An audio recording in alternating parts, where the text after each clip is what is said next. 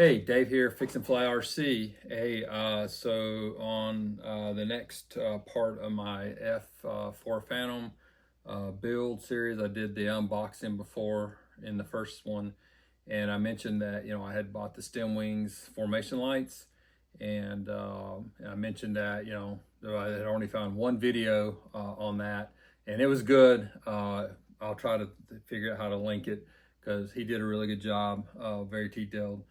But I wanted to do one as well, just because it helps maybe to have a couple of different looks on there. I want to go a little bit more as finding out the exact locations and kind of show you how I did that. But he did a couple things on his that, as he said, was probably over the top. I thought they were a good idea, so I'm going to follow some of his leads. And again, that's what this community's for, helping each other out. So what I got here, I've laid out the lights that I got from Formation. And so what we can see here is I have, and he marks it on there, but they're the tail formation lights, the wingtip lights. Here's the front fuselage.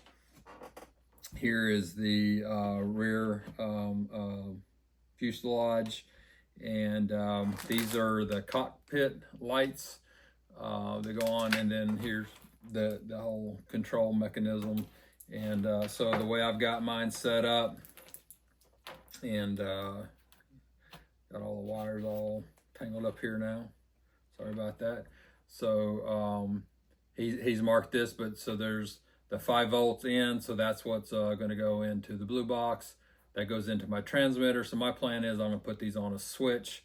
So, bright daylight or something, or I just don't feel like, don't want the lights on for whatever reason, I can just flip them off, or, take off with them on. So, you get that effect on the ground, and then maybe take them off, turn them off, or maybe if, fly, when it's starting to get dusk and you want to turn them on as you're like, just whatever. So we have that. This is the 5-volt out. So this looks like this is where you're going to power the lights and hook them all into. Is what it looks like. So that's what came in the box. Oh, and there's also I'm guessing that you break these up a little bit so there's not one big light.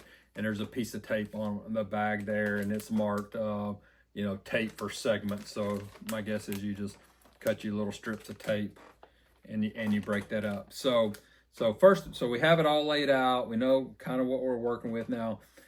All the wires are like really wrapped together, like they're supposed to stay together, but I'm not sure how you install the lights and keep all these wires twisted together. So I'm gonna have to figure that one out, if it's intended to be that way or not. Like the wingtip ones are not wired together, they're separate, you see. And so kind of is with the fuselage. But it looks like the tail is all twisted together, and maybe even the, oh, that's the tail. The rear fuselage lights are all twisted together. So I don't think it's intended to be that way. I may have to take them loose, but I'll get through that. But the one other couple things is, before you get too deep in the install, it's like, as good as quality products as STEMLight appears to have made, sometimes things may just not work. So I don't know if you have one of these. I highly recommend it. I don't know, probably other people make them. This is a Spectrum battery checker servo tester, and it's really great for, especially if you're in the field or you're working something and you want to cycle some servos, making sure the servo itself, like unplug it, and if you're getting something going on, and making sure the servo works. And this gives you a 5-volt output.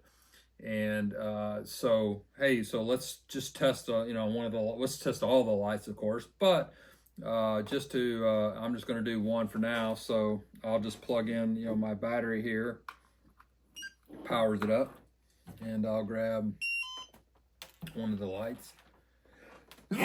I'm sorry, excuse me. The wires are all tangled up. There we go. So this will be one of the wingtip lights.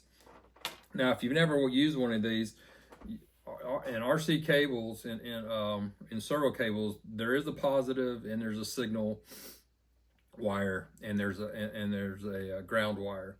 And so you always want to make sure you got your ground in the right location. Of course, the other two will work out. So in the case of the Spectrum receiver, you have to kind of look, but it tells you which one's the ground, which one's the power, and which one's the signal wire. So in this case, I know that the power wire, which direction it goes, we'll plug that in. I'll go to the servo test, and there we go. So stem light working. And so I'll go through and I'll check all those. I'll make sure those are all working, and before I get too far into the install. And then, you know, the one other thing, the guy on the YouTube that I watched that he did that, again, you know, kind of seemed to maybe be a little over the top, but kind of made sense, was, you know, painting the back side of the lights black to kind of prevent any bleed through from inside the plane and kind of coming out. And so again, as he said, probably over the top, probably not necessary. Maybe it'll take me 15 or 20 minutes to do all of them. And so I just had some, you know, here's some, you know, paint that I used on some other planes. This is a water base, so it's easy to clean up if you know, get it somewhere you don't want to. And so, like I said, you know, the one thing you notice now, he marked on the back where these go. So if you don't want to get confused or get lost. So one thing I did, I just got me a piece of tape, and I marked on a piece of tape that this is the rear fuselage, so I know which one this goes with.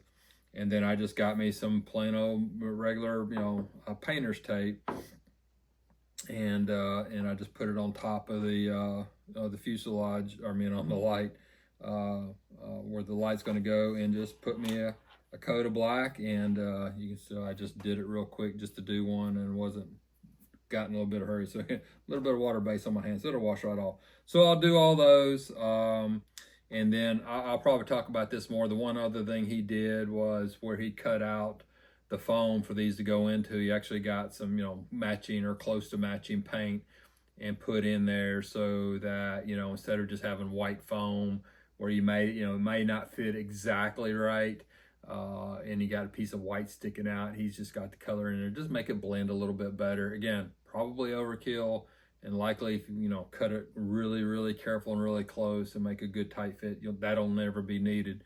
But you know, it's just one of those things. You know, you don't want to get it all glued in and then realize that you're unhappy with it, because you know, you really don't want to try to start taking them apart once you get them glued in. So that's going to be the start of the stem light installation.